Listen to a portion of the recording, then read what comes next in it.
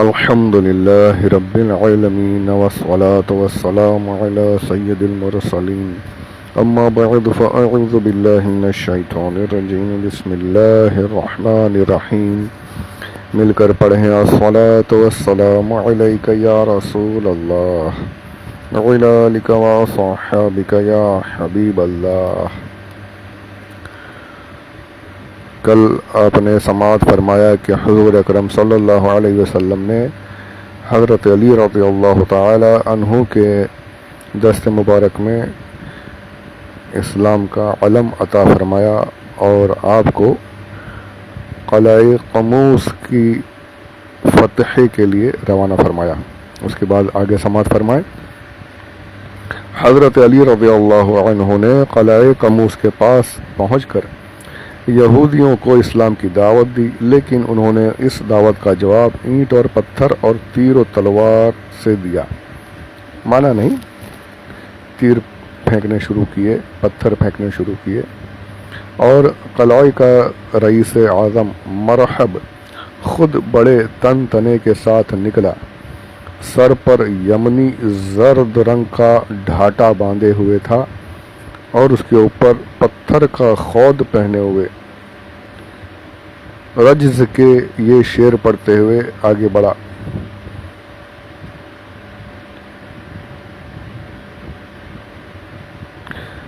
اشعار جو پڑھے ان کا ترجمہ یہ تھا کہ یہ خیبر خوب جانتا ہے کہ میں مرحب ہوں، اسلحہ پوش ہوں، بہت ہی بہادر اور تجربہ کار ہوں۔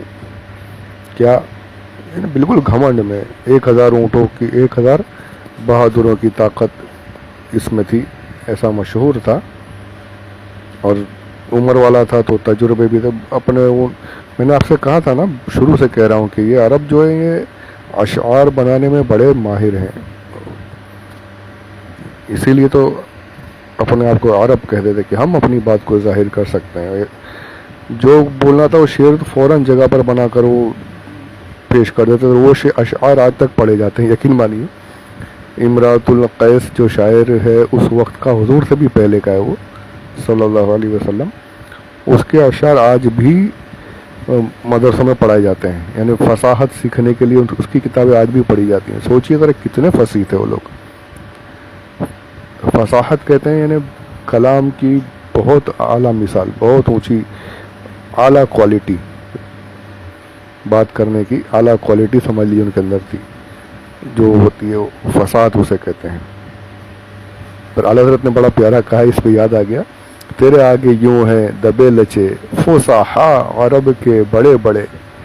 یا رسول اللہ صلی اللہ علیہ وسلم بڑے بڑے ہیں جو اپنے آپ کو فصیح کہتے ہوا نا، آپ نے سنا ہوگا کہ آئے سرکار نے ایک آیت پڑھی خاموش ہو کے، بڑے بڑے فصیح آتے تھے، یہ وہ بڑے جن کے ڈنکے بجتے تھے فصاحت کے، کہ سب بہت بڑے ماہر ہیں، وہ آ کے بھی چپ چاپ کھڑے ہو جاتے ہیں۔ کیسے کھڑے ہو جاتے ہیں؟ فرماتا ہے تیرے آگے یوں ہے دبے لچے فصحا عرب کے بڑے بڑے، کوئی جان منہ میں زبان نہیں، نہیں بلکہ جسم میں جان نہیں۔ زبان تو چھوڑیے، جان ہی جیسے نکل گئی۔ تو عرب کی فصاحت بڑی مشہور ہے۔ تو اس نے شعر کہتے ہوئے باہر آیا، اور آپ نے پیچھے بھی سنا ہوگا کہ ہر ایک بڑے بڑے آ کے اشعار پڑھتے تھے۔ اس کے جواب میں حضرت علی رضی اللہ عنہ نے اسی طریقے سے اشعار میں اسے جواب دیا، انا الذی سمتنی امی حیدرہ کلیثی غابات کریہ المنظرہ، انا الذی سمتنی امی حیدرہ کلیثی غابات کریہ المنظرہ، میں وہ ہوں کہ میری ماں نے میرا نام حیدر یعنی شیر، حیدر کا مطلب ہوتا ہے شیر، یہ بھی سمجھ لیجیے، حیدر حیدر بولتے ہیں نا، تو حیدر کا مطلب شیر ہے۔ عربی زبان میں اپنے ایک ایک چیز کے کئی نام ہیں، کئی نام ہیں، تو حیدر بھی اس میں سے ایک نام ہے شیر کا، اور بھی نام ہے شیر کے، تو حیدر بھی ہے۔ فرمایا میرا نام میری ماں نے حیدر رکھا ہے، میں کچھار کے شیر کی طرح ہیبت ناک ہوں، تو کیا جواب بولے گا؟ میں دیکھ میں کیا ہوں، میرے شعر کو سن۔ مرحب نے بڑے تمطراق کے ساتھ آگے بڑھ کر حضرت شیر خدا پر اپنی تلوار سے وار کیا، مگر آپ نے ایسا پینترا بدلا کہ مرحب کا وار خالی گیا۔ پھر آپ نے بڑھ کر اس کے سر پر اس زور کی تلوار ماری کہ ایک ہی ضرب سے خود کٹا، مغفر کٹا اور ذوالفقار حیدری سر کو کاٹتی ہوئی دانتوں تک اتر آئی، اور تلوار کی مار کا تڑاکا فوج تک پہنچا اور مرحب زمین پر گر کر ڈھیر ہو گیا۔ یہ مسلم شریف کی حدیث پاک ہے، جلد نمبر 2 صفحہ نمبر 115، صفحہ نمبر 278 پر بھی ہے۔ مرحب کی لاش کو زمین پر تڑپتے ہوئے دیکھ کر اس کی تمام فوج حضرت شیر خدا پر ٹوٹ پڑی، لیکن ذوالفقار حیدری بجلی کی طرح چمک چمک کر گرتی تھی، جس سے صفوں کی صفیں الٹ گئیں اور یہودیوں کے مایہ ناز بہادر مرحب، حارث، اسیر، عامر وغیرہ کٹ گئے۔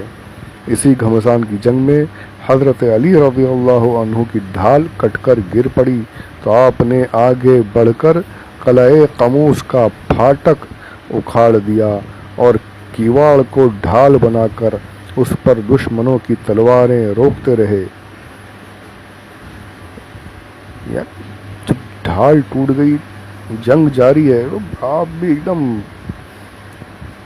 جنون میں حملے کرتے جا رہے ہیں، تلواریں چلاتے جا رہے ہیں، تلواریں سامنے سے آ رہی ہیں، روکتے جا رہے ہیں، ڈھال ٹوٹ گئی،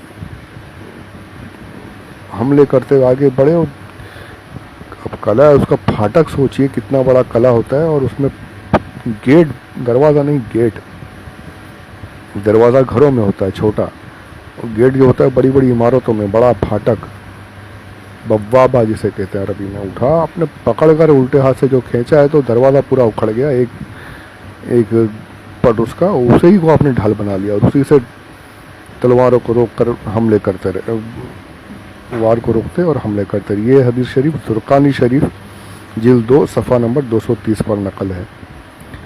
آپ لڑتے رہے، جب آپ نے اس کو جنگ ختم ہونے کے بعد جب پھینکا ہے اس کو، تو اس ڈھال کو 40 صحابہ جو تھے، 40 آدمی مل کر بھی اس دروازے کو نہیں اٹھا سکے۔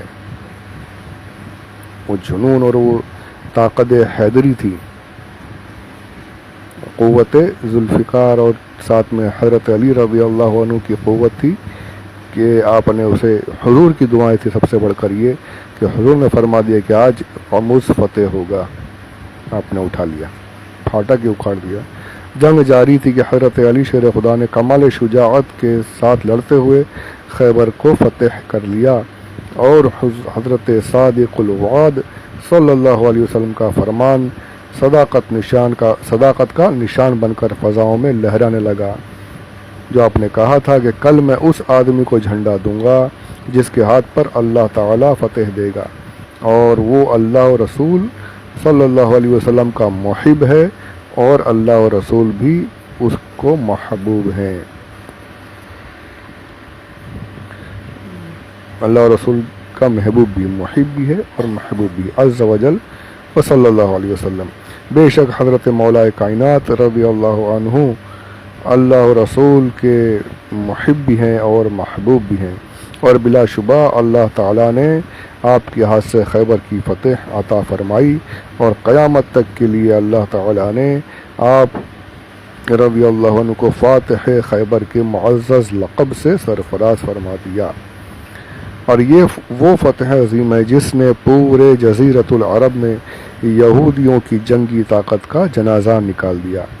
فتح خیبر سے قبل اسلام یہودیوں اور مشرکین کے گٹھ جوڑ سے نزاع کی حالت میں تھا، لیکن خیبر فتح ہو جانے کے بعد اسلام اس خوفناک نزاع سے نکل گیا، اور آگے اسلامی فتوحات کے دروازے کھل گئے۔ چنانچہ اس کے بعد ہی مکہ بھی فتح ہو گیا۔ اس لیے یہ ایک مسلمہ حقیقت ہے کہ فاتح خیبر کی ذات سے تمام اسلامی فتوحات کا سلسلہ وابستہ ہے۔ بہرحال خیبر کا قلعہ قموس میں 20 دن کے محاصرے اور زبردست معرکہ آرائی کے بعد فتح ہو گیا۔ ان مارکوں میں 93 یہودی قتل ہوئے اور 15 مسلمان جام شہادت سے سیراب ہوئے۔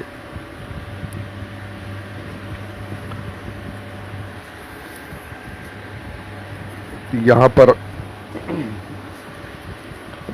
غزوہ خیبر اس کتاب میں جو واقعات ہیں جنگ کے وہ ختم ہوئے، قلعہ فتح ہو گیا، سارا خیبر فتح ہو گیا، یہودی مارے گئے۔ یہودی جو ہیں یہ شروع سے بدترین دشمن ہیں، قرآن پاک نے انہیں کھلا ہوا دشمن فرمایا یہودیوں کو، نصرانیوں کو۔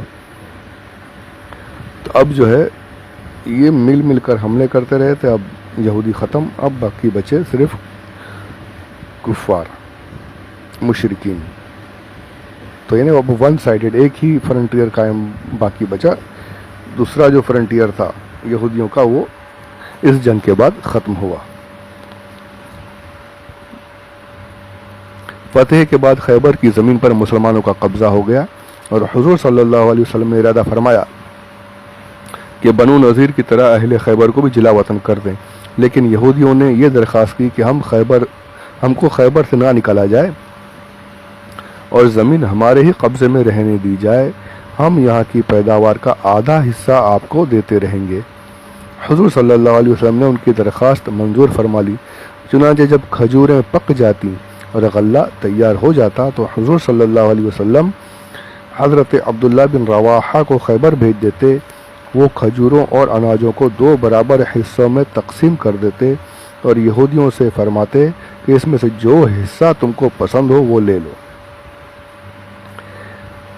خود نہیں کہ کم زیادہ نہیں، اپنا سامنے حصے کرواتے اور فرماتے کہ جو چاہیے لے لو، یہ تم رکھ لو، ایک ہم مسلمانوں کو جو جیسا شرط ہے وہ دے دو۔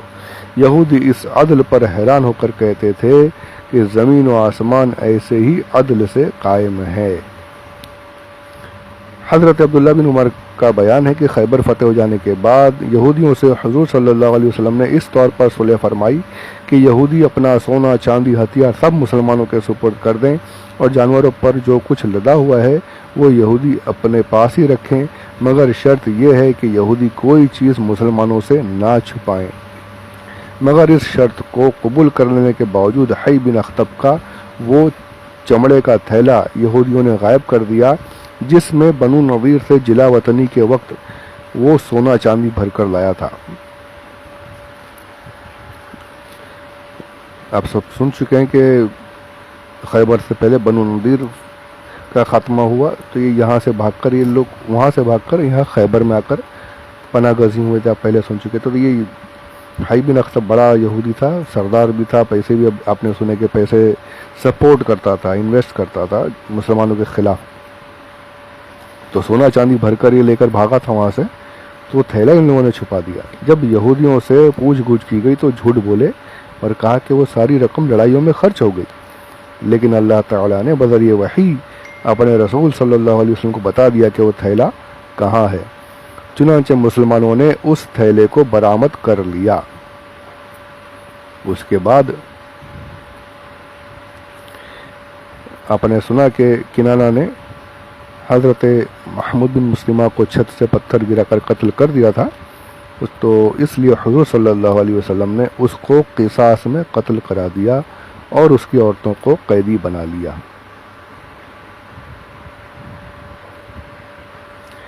انہی قیدیوں میں حضرت صفیہ بھی تھی، یہ بنو نذیر کے رئیس حی بن اخطب کی بیٹی تھی، وہی جو دشمن تھا اتنا بڑا، اس کی بیٹی حضرت صفیہ بھی تھی۔ ان کا شوہر کنانہ بن حقیق بھی بنو نذیر کا رئیس اعظم تھا، جس کو حضور نے قتل کرایا، جس نے پتھر سر پر گرایا تھا، انہی کی یہ بیوی تھی۔ جب سب قیدی جمع کیے گئے تو حضرت دحیہ کلبی رضی اللہ عنہ نے حضور صلی اللہ علیہ وسلم سے عرض کیا کہ یا رسول اللہ، ان میں سے ایک لونڈی مجھ کو عنایت فرمائیے۔ آپ نے ان کو اختیار دے دیا کہ جو خود جا کر کوئی لونڈی لے لو۔ انہوں نے حضرت صفیہ کو لے لیا۔ بعض صحابہ رضی اللہ عنہم نے اس پر گزارش کی کہ یا رسول اللہ، آپ نے صفیہ کو دحیہ کے حوالے کر دیا، وہ قریظہ اور بنو نذیر کے رئیسہ ہے، وہ آپ کے سوا کسی اور کے لائق نہیں ہے۔ یہ سن کر آپ صلی اللہ علیہ وسلم نے حضرت دحیہ کلبی اور حضرت صفیہ رضی اللہ تعالی عنہما کو بلایا اور حضرت دحیہ سے فرمایا کہ تم ان کے سوا کوئی دوسری لونڈی لے لو۔ اس کے بعد حضرت صفیہ سے آپ نے حضرت صفیہ کو آزاد کر کے آپ نے ان سے نکاح فرما لیا اور 3 دن تک منزل صحابہ میں آپ ان کے ساتھ رہے۔ دعوت ولیمہ میں کھجور، گھی، پنیر کا ملیدہ کھلایا۔ یہ بخاری شریف میں حدیث ہے۔ اس پر اعتراضات بھی ہوتے ہیں کہ معاذ اللہ رب العالمین حضور نے تحفہ دیا اور پھر اس کے بعد واپس لے لیا، انہیں بہت گندے طریقے کے اعتراضات ہوتے ہیں، پر یہاں پر صاف پتہ چلتا ہے کہ حضور نے ان کو اختیار دیا تھا، انہوں نے اب خود جا کر حضرت صفیہ کو اپنے قبضے میں کیا۔ پر سرکار صلی اللہ علیہ وسلم کو جب پتہ چلا، لوگوں نے بتایا کہ یہ سردار کی بیٹی ہیں، سردار کی بیوی رہی ہیں، تو یہ تو سردار کے لائق ہیں، آپ ہی کے لیے ہیں یہ۔ اور حضرت دحیہ کلبی فوراً مان گئے۔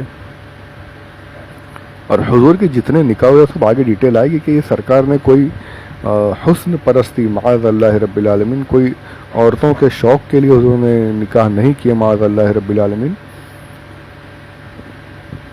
شوق کے لیے آدمی اگر نکاح کرتا ہے وہ کنواریوں سے کرتا ہے۔ حضور کی جتنی ازواج مطہرات ہیں، جتنی بھی ہیں، 11 کے 11 ازواج مطہرات سوائے حضرت عائشہ رضی اللہ تعالی عنہا کے اور کوئی بھی ایسی نہیں جو سب سے پہلے حضور کے نکاح میں آئی ہوں۔ جتنی بھی ازواج مطہرات ہیں یا تو وہ طلاق شدہ ہیں یا بیوہ ہیں۔ یہ پوری ڈیٹیل آگے آئے گی، ایک باب ہے مختصر سا، اس میں بھی ذکر ہوگا۔ تو یہ بیکار کے اعتراضات ہیں مستشرقین، جنہیں مشنریز کہا جاتا ہے، انگریزوں کی طرف سے یہ اعتراض ہوتا ہے۔ تو یہ سب بیکار باتیں ہیں۔